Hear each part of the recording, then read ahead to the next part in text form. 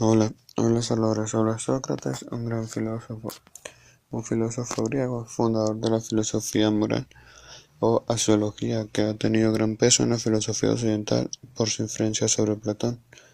Él nació en Atenas, fue hijo de Sofronisco, un escultor, y Feraneta, una comadrona.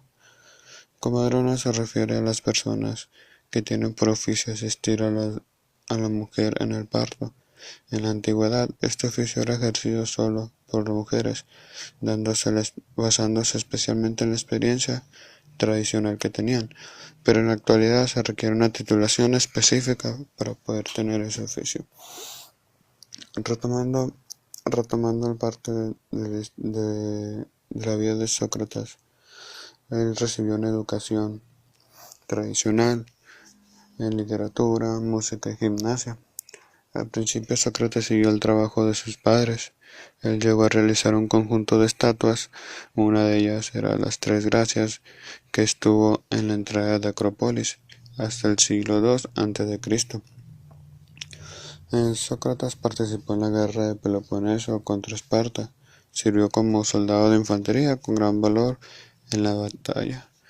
En la batalla de Potidaea en el año 432 a 430 a.C., donde salvó la vida de Alcibíades. Alcibíades fue militar y un político griego. Por parte de la vida de Sócrates, vivió una vida sobria y austera. Siempre contó con escasos recursos económicos. Sócrates supo rodearse de las personas más influyentes del momento, así como de un nutrido círculo de alumnos a lo que le gustaba cuestionar continuamente sus creencias y certidumbres. Esto continuó a aguijonear a todos. Le situaría finalmente esto a una situación tan controvertida y arriesgada que lo llevó a su condena a la muerte por el Tribunal de los 500 en el año 399 a.C. Por parte de este juicio, él fue acusado en el año 399 a.C. de despreciar a los dioses del Estado y de introducir nuevas deidades, una referencia al daemonion o voz interior mística a la que Sócrates aludía a menudo. También fue acusado de corromper la moral de la juventud, alejándose de los principios de la democracia, y se le confundió con los sofistas, tal vez a consecuencia de la caricatura que realizó de él el poeta cómico Aristófanes en la comedia Las nubes, representándole como el dueño de una tienda de ideas, en la que se enseñaba a los jóvenes a hacer que la peor razón apareciera como la razón mejor. Esa fue un poco de su biografía desde que nació y su muerte. Pero hablando de él, de sus creencias, de cómo logró ser tan Sócrates, él creía que la superioridad de la discusión sobre la escritura. Él creía que se podría decir que la discusión valía más que un libro con palabras. Por lo tanto, pasó la mayor parte de su vida de adulto en los mercados y plazas públicas de Atenas, iniciando diálogos y discusiones con todo aquel que quisiera escucharle y a quienes solía responder mediante preguntas. Este comportamiento correspondía a la esencia de su sistema de enseñanza, que era un método denominado mayéutica o arte de alumbrar a los espíritus. Esto quería decir lograr que el interlocutor descubra sus propias verdades. A continuación veremos una de las frases más influyentes de Sócrates.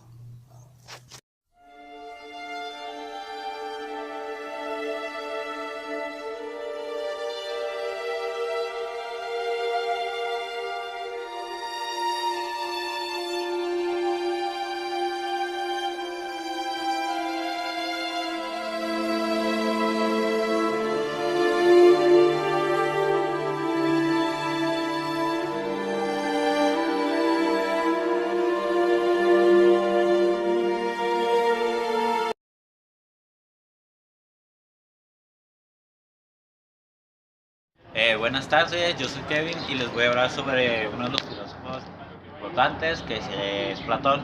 Bueno, pues Platón nació en el año 428 a.C. y murió en el 347 a.C. Murió a la edad de 81 años. Él fue uno de los grandes filósofos importantes e influyentes de Europa Occidental. Eh, perdón. Aristóteles, pues su padre era Arión creo que se llamaba. Se decía que era descendiente de los reyes de Atenas. Pues su madre se llamaba Perictione, como se pronuncie, no se tiene mucha información sobre ella. De joven, Platón quería ser un político, pero en su corta carrera se desilusionó de los gobernantes de Atenas y declinó a eso. Fue alumno de Sócrates y de otros dos filósofos. Él se dedicó a las áreas de psicología, ética, un poco de matemáticas, cosmología, psicología política y entre otras. Él tuvo varios alumnos. Uno de los más importantes fue Aristóteles, que en parte de este video ya hablaron o les hablarán de él.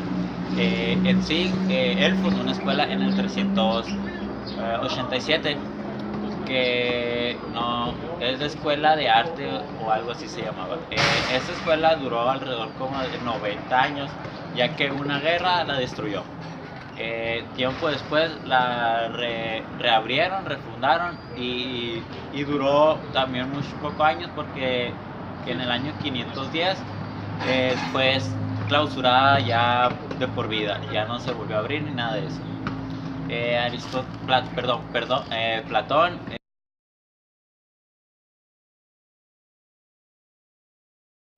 Hola, hoy les vengo a hablar sobre filosofía, un personaje que me tocó a mí en específico, el cual fue Tales de Mileto, que nació en 548 y murió en 624 a.C. Tales de Mileto era un filósofo y matemático griego. Nació en la ciudad de Grecia de Mileto, de ahí el nombre de esa ciudad, que está en las playas hoy en día de Turquía. En esta ciudad se desarrolló la actividad de los filósofos milesios. En la ciudad de Grecia, de Mileto, la ciudad de Mileto, se desarrollaban los filósofos milesios. ¿Quiénes son ellos? Son los filósofos aprendices, podría decirse, de Mileto, que serían Mileto, el maestro, y los alumnos, que serían Anaximandro y Anaxímenes. Ellos fueron los primeros en dejar las explicaciones religiosas y mitología. Esto quiere decir que ellos, en vez de creer en Dios, en creer que las enfermedades se curaban por Dios, empezaban a razonar y buscar una solución a eso, y encontraron en sí explicaron que no todo es de la mitología griega o de la religión. Tales fue el primer filósofo griego que intentó dar una explicación física del universo. Él, como le estoy hablando, fue uno de los principales filósofos de la ciudad de Grecia, quienes trató de dar una explicación al universo, diciendo que aunque él era un espacio en desorden, era racional. O sea, que todo tenía una existencia de por qué estaba ahí y todo tenía razón de existir, que se veía todo desacomodado el espacio, pero tenía que estar ahí en ese lugar por algo. En su juventud, Tales de Mileto viajó a Egipto, donde aprendió geometría de los sacerdotes de Menfis, unos sacerdotes de ahí, y astronomía, que después enseñó como maestro a algunos alumnos, con los cuales fueron de ellos el maestro de Pitágoras y Anaxímenes. Ellos fueron los alumnos de ellos. Esto es todo por mi parte.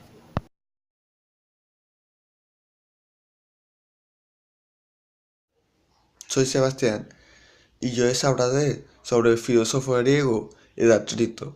Heráclito nació en el año 535 a.C.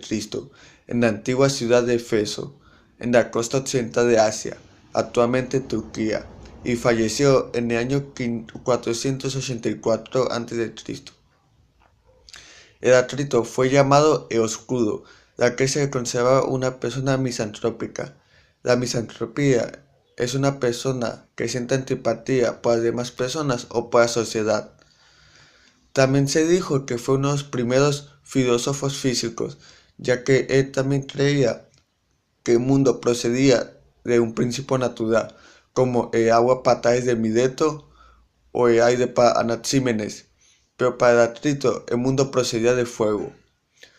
Su principio de fuego se refiere al cambio y movimiento constante en el que se encuentra el mundo. Muchas de sus obras fueron consideradas aforísticas, aforísticas porque se consideran como una declaración u opinión que pretende expresar un principio de manera concisa y coherente. Una de sus mayores obras fue llamada La naturaleza, que se dividió en tres secciones, una llamada Sobre el universo, la segunda Sobre la política y la tercera Teología. Heráclito menciona que el fundamento de todo está en el cambio indecente. La persona, todo que se transforma, es un proceso de continuo nacimiento y destrucción a que nadie escapa. O sea que el humano como siempre va a estar como naciendo y siempre va a estar muriendo. Más o menos que eso es lo que yo entendí. Y bueno, eso sería todo por mi parte y muchas gracias.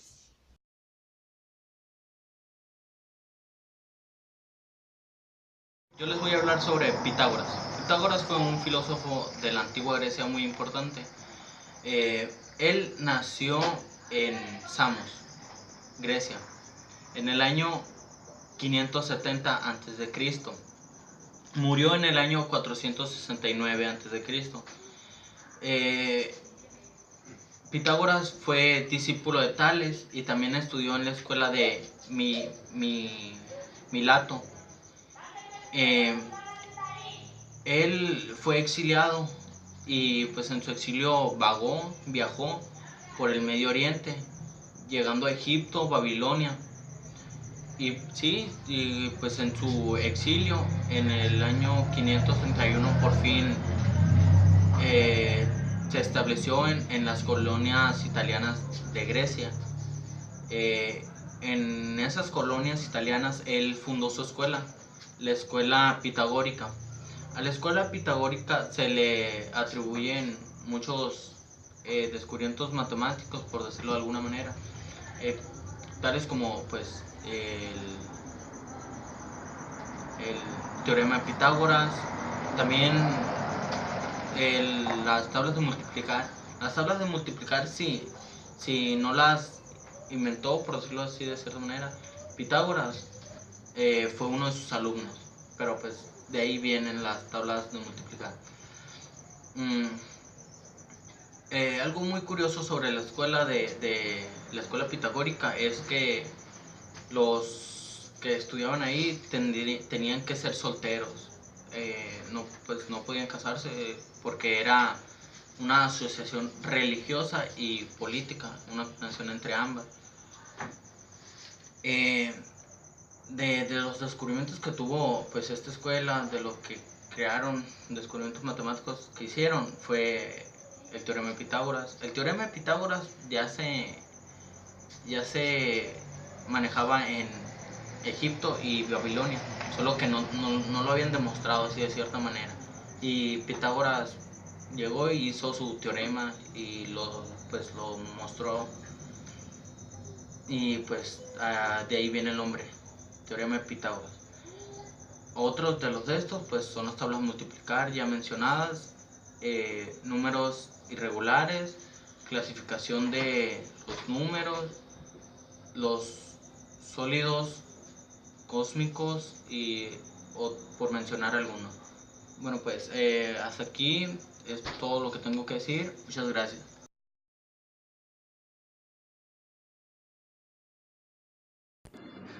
Yo soy Alejandro y voy a hablar sobre el método científico. Cuando se habla de método científico, podemos encontrar con diferentes definiciones. Esto se debe a la gran complejidad que yace en su contextualización, pero puede definirse generalmente como un método de investigación que se usa especialmente en la obtención o elaboración de aquellos conocimientos que provienen de las ciencias.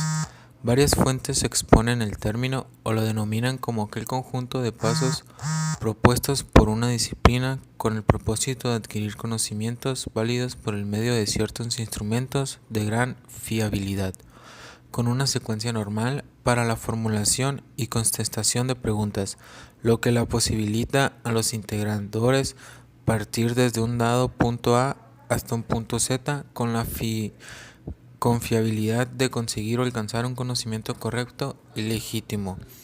El precursor de este método, según varias fuentes, fue Galileo Galilei, que fue un importante astrónomo, filósofo, físico y matemático italiano, adjetivado como el padre de la ciencia debido a las grandes observaciones astronómicas que realizó y también a su mejora al telescopio que fue encontrado en el siglo XVII, que cobró vida esa técnica del método científico.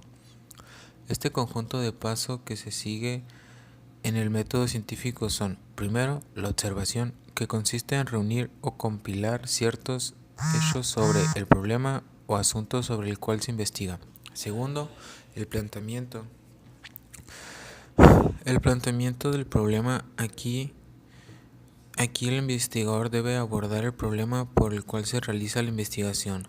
Tercero, la hipótesis, donde se responde anticipadamente como consecuencia de una posible solución de un problema que aparece al intentar explicar un problema en particular, por lo que se debe ser verificado con la experimentación. Cuarto, la experimentación, donde se verifica la hipótesis, es decir, que explica la validez de esta. Y quinto, el análisis y las conclusiones, donde luego de haber realizado los pasos anteriores y al obtener cada uno de los datos, se determinan si las hipótesis que se generaron son del todo verdaderas o no, y al realizar varios experimentos semejantes se alcanza siempre la misma conclusión y se logra emitir una teoría.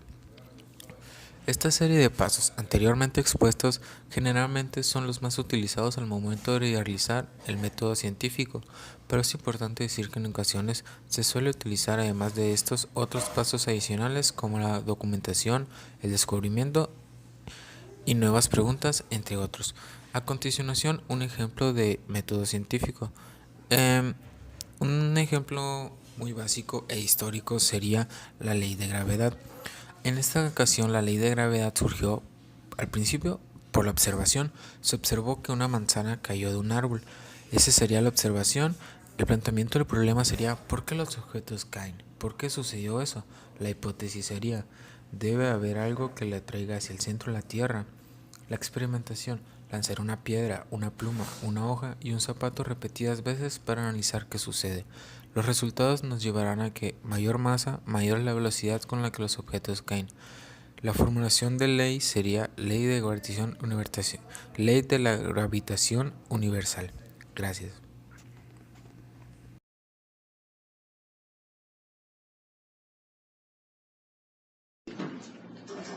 En conclusión, llegamos a que los filósofos que más trascendieron fueron entre la época antes de Cristo. ¿Por qué? Porque en cierto tiempo no se habían investigado lo que eran otras cosas, tales de Mileto, Plutón y Pitágoras, que se basaban más en lo desconocido.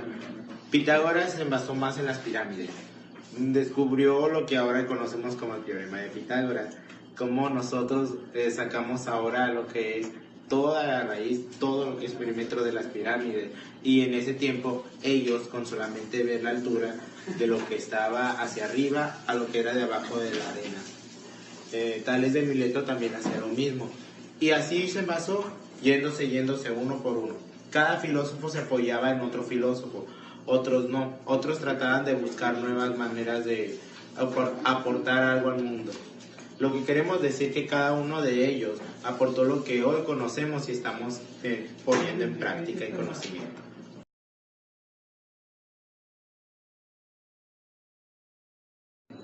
Soy Pablo Hernández y voy a hablar sobre la reflexión. Así como estos filósofos que no tuvieron una vida bien, hicieron grandes descubrimientos, que eso no los detuvo el lograr grandes cosas que hoy en día conocemos y aplicamos gracias a ellos. Uno de los descubrimientos más reconocidos fue de Tales de Mileto, que descubrió la geometría y fue llevada a Grecia. Sócrates es uno de los más importantes, ya que hizo frases e hizo también libros. Nunca es tarde para cambiar y mejorar. Siempre hay que buscar mejorar, tan como los grandes filósofos nos hicieron progresar como sociedad. También hay que ser positivos y salir adelante como estos grandes filósofos que ahora son muy reconocidos. Muchas gracias.